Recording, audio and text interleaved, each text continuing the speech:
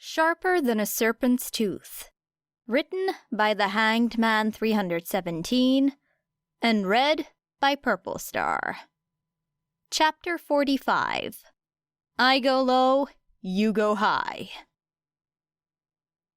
As Era unpacked the last of her meager possessions, she took a step back to survey her new, dingy apartment. The flaking paint was a step up from the soot-stained drywall of her old place, and the lack of moldering insulation peeking through was certainly reassuring. The place was cramped, but she'd never needed anything more than a bed and a microwave, and this apartment had both. An actual bed frame, too, even if it creaked slightly beneath her weight. A threadbare couch, a rusty stovetop, running water in the sinks and in her mildewed shower, and a television, which was a luxury she definitely didn't need, but hey, she wasn't complaining. The disinterested landlord was an added bonus. Era had suspected the moment she walked in that she would be sharing a building with several lowlifes and small-time villains, but the way he pressed the key into her hands and didn't even glance at her hastily forged paperwork confirmed that for her.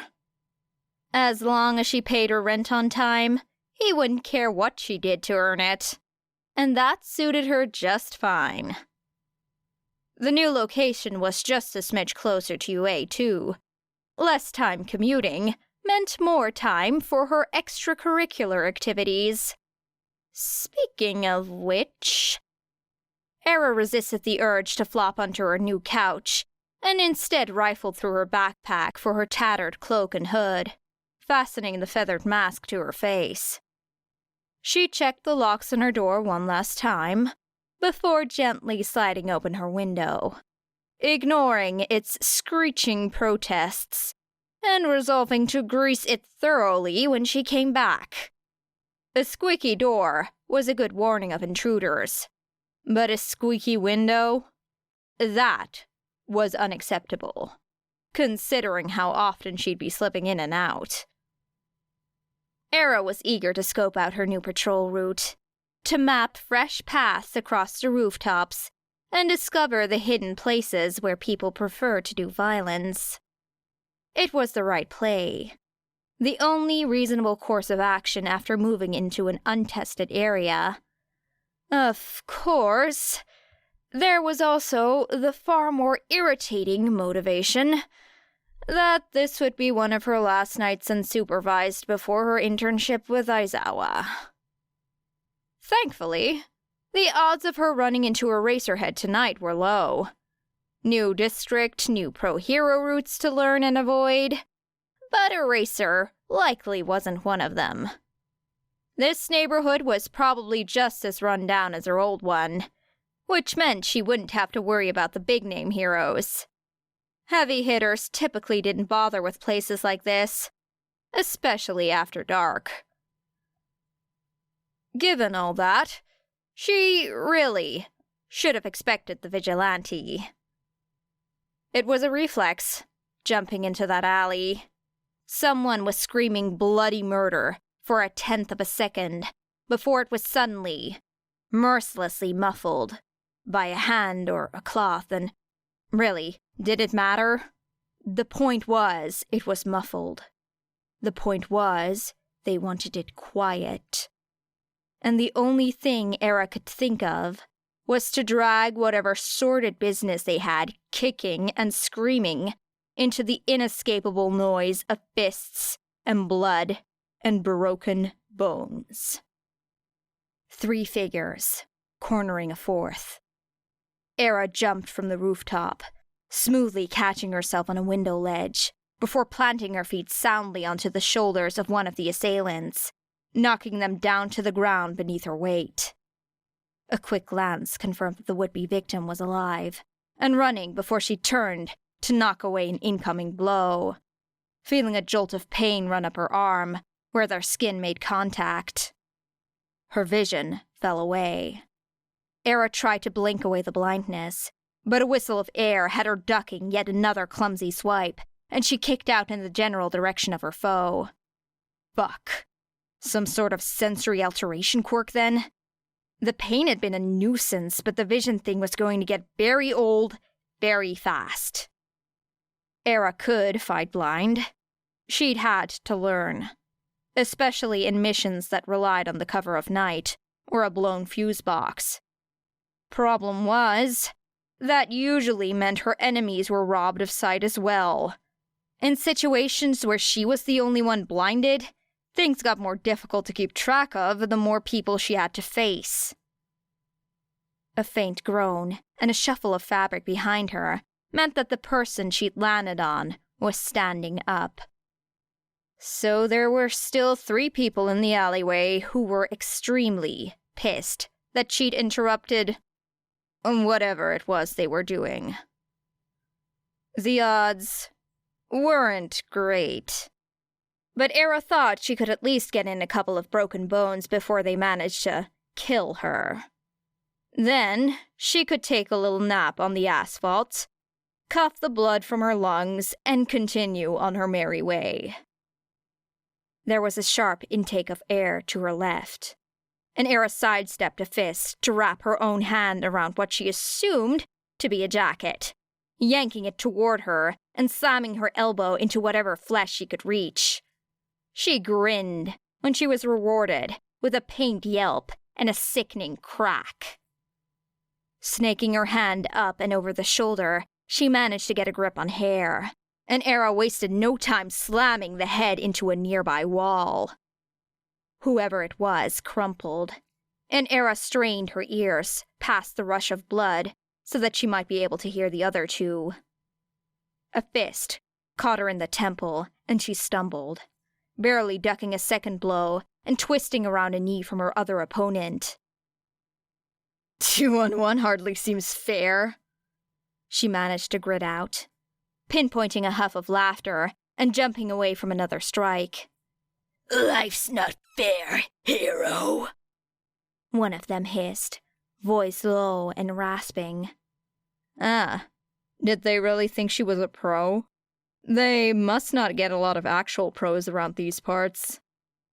Another fist caught her in the jaw, and a boot to the back of her leg sent her sprawling.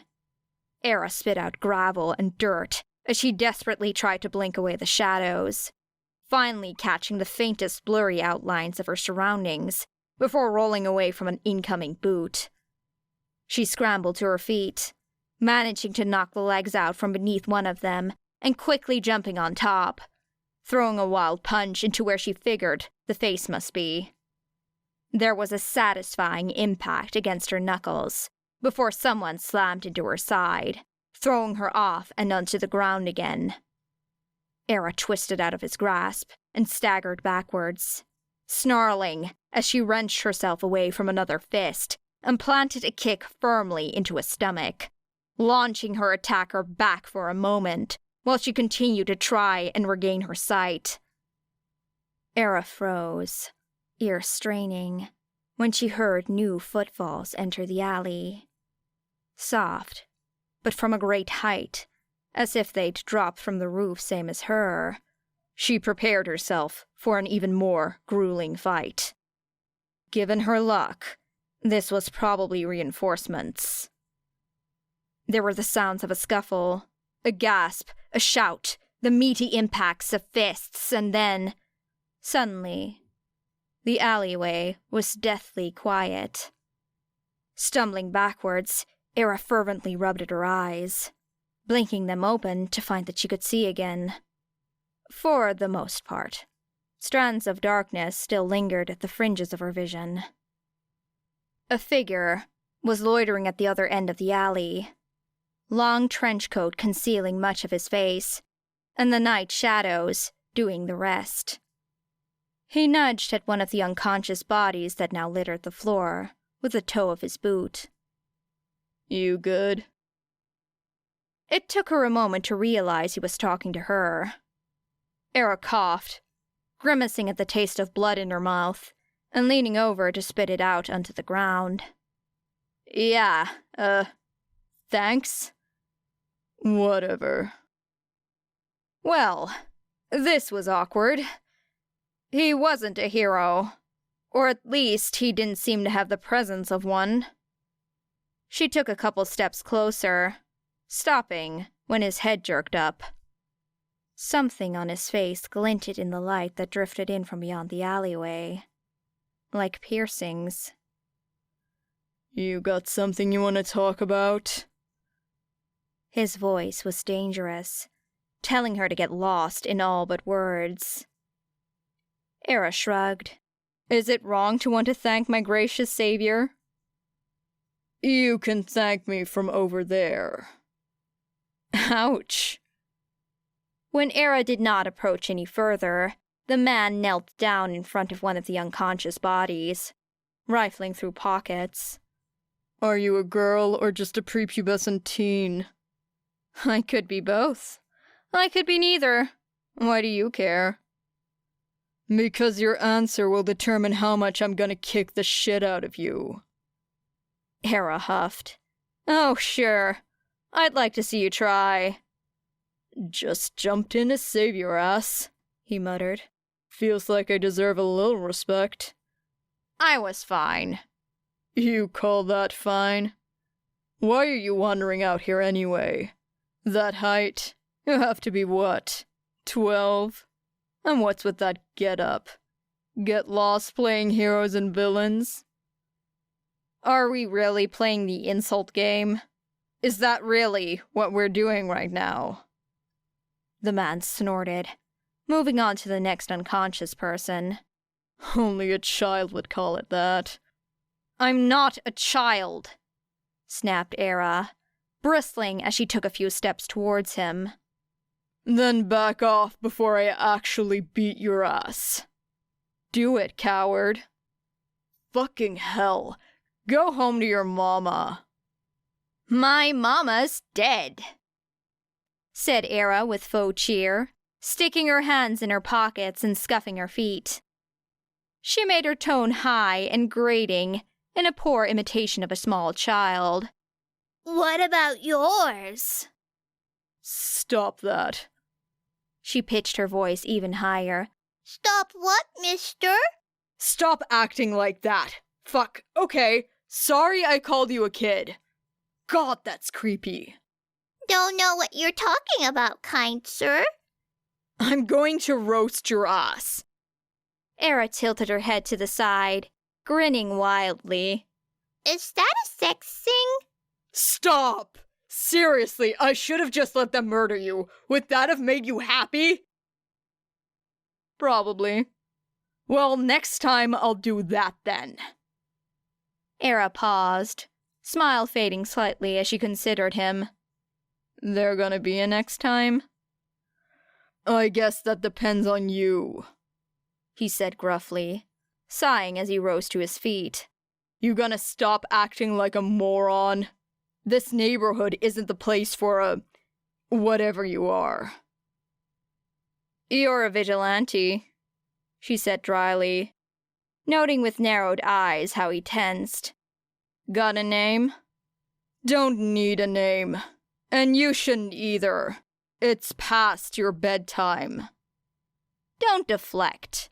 I just moved into this neighborhood, so you'll probably seeing a lot more of me. I don't want to step on your toes, though. You have a typical route? He paused, probably staring at her, though it was difficult to tell in the light. I don't. And I'm not a vigilante, really. I just step in sometimes.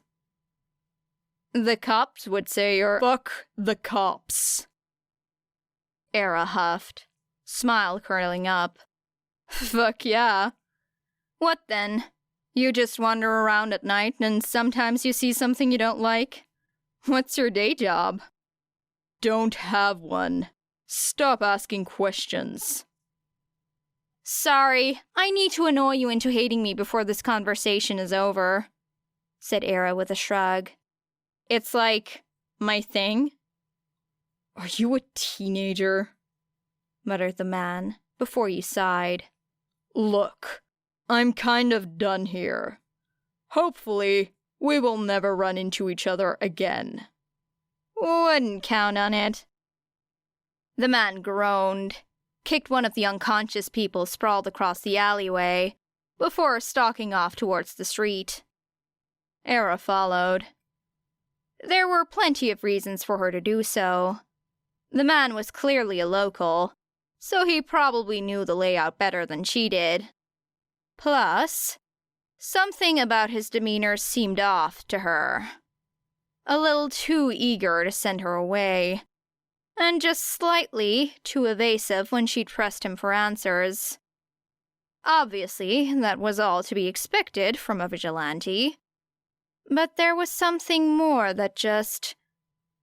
Era had a feeling that this man leaned a little more towards the criminal side of vigilante. And she wanted to know the hidden places of this neighborhood. The patchwork web of the underground, wherever it poked its head up above street level, in seedy bars or dim-lit clubs. And, well, it was funny. She'd admit it.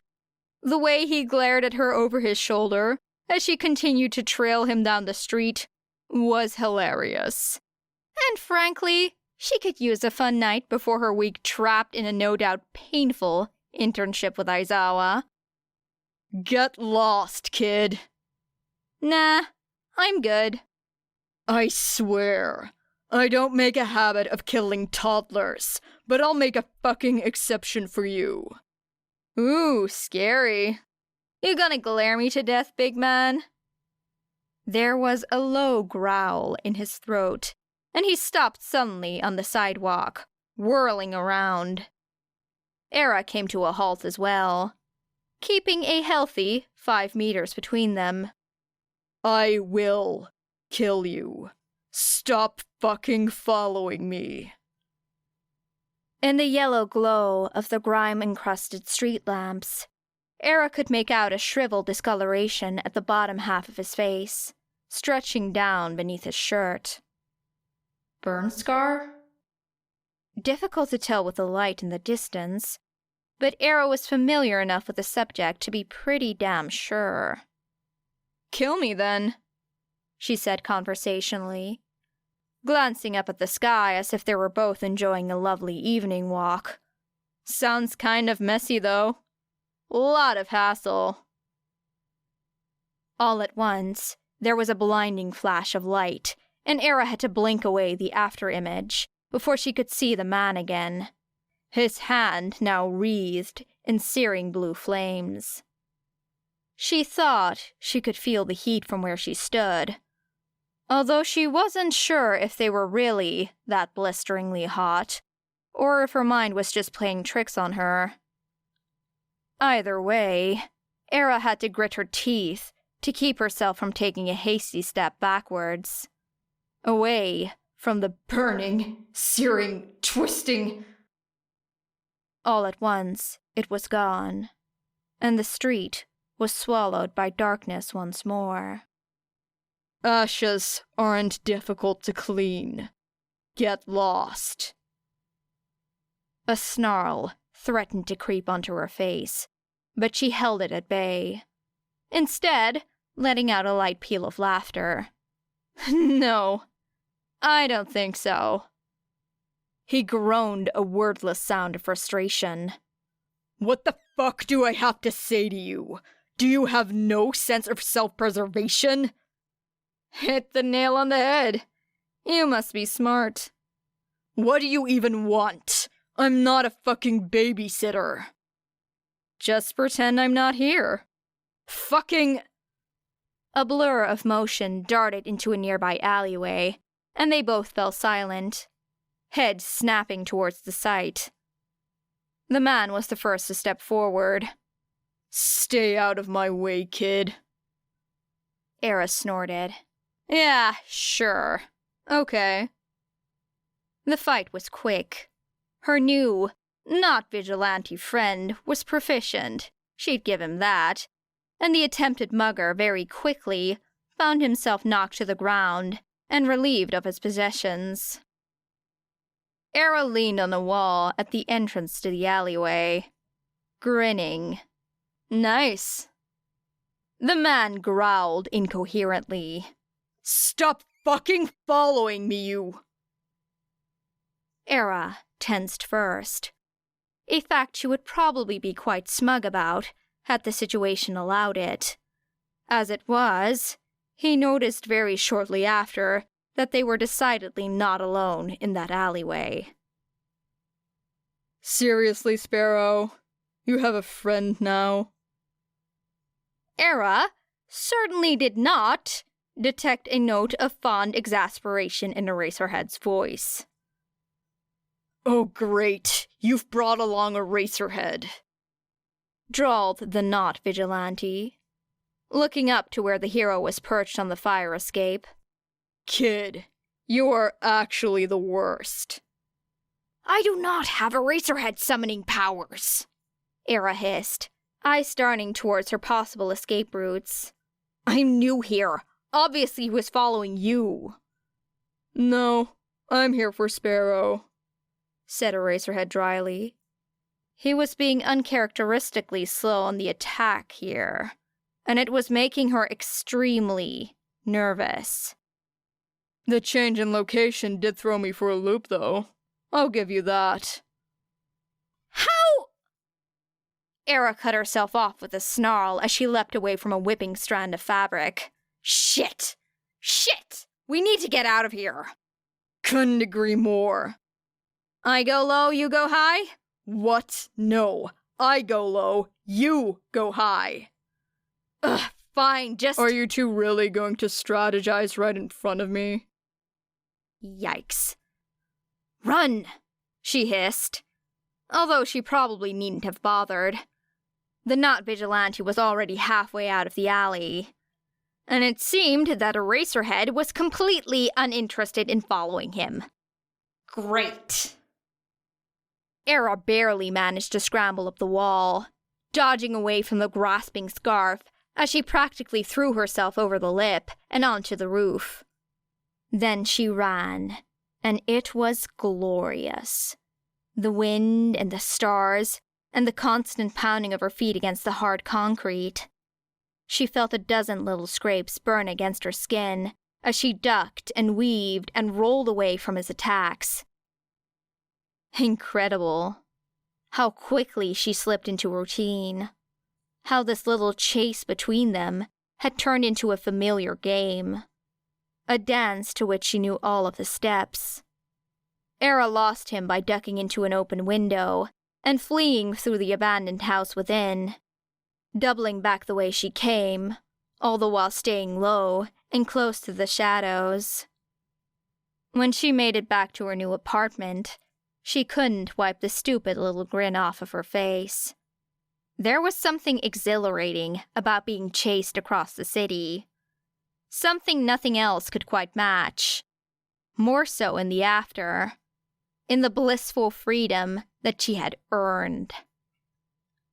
As Era clambered up to her window, she heard a familiar groan of despair a little ways below her. You've got to be fucking kidding me. Era looked down, only to find the face of the not vigilante staring back up at her, halfway through the window of his own apartment. She grinned, tilting her head so that her teeth caught the glimmer of streetlight. Hey there, neighbor. Cut that shit out or I burn this whole fucking complex down. Good night to you, too. She slipped through the window and closed it behind her, shutting out the stream of curses that followed. Checking the locks on her door and the various traps and triggers she had left to ensure that she would know if someone had been inside her apartment, Era at last felt satisfied enough to collapse in her new bed, grinning at the way the springs creaked and groaned. This had been a good night, and she still had time to grab some fitful sleep before school. She could puzzle out how the fuck Eraserhead had figured out her new stomping ground so fast, but for now, Era buried her face in the pillow, allowing herself to drift off to sleep. Outside of the rundown apartment building, Shouta sighed. Nezu had informed him of the move, and while anything was better than the hole in the wall that she'd been squatting in, this place was still a dump. Case in point, not a night in the neighborhood, and she'd already found another criminal to pal around with. His phone buzzed, and he pulled it out to shoot Hizashi a quick reply before beginning to head back home. That was fine. He'd just have to keep a closer eye on her. Make sure she didn't get into too much trouble while they figured out how to sort through this mess. Maybe try to scare her off a little early into her patrols. Get her to head home and get some goddamn sleep. Shouta sighed again, dragging a hand across his face. Sleep. He wasn't going to get any fucking sleep with those two monsters underfoot. He could already tell. End of chapter 45.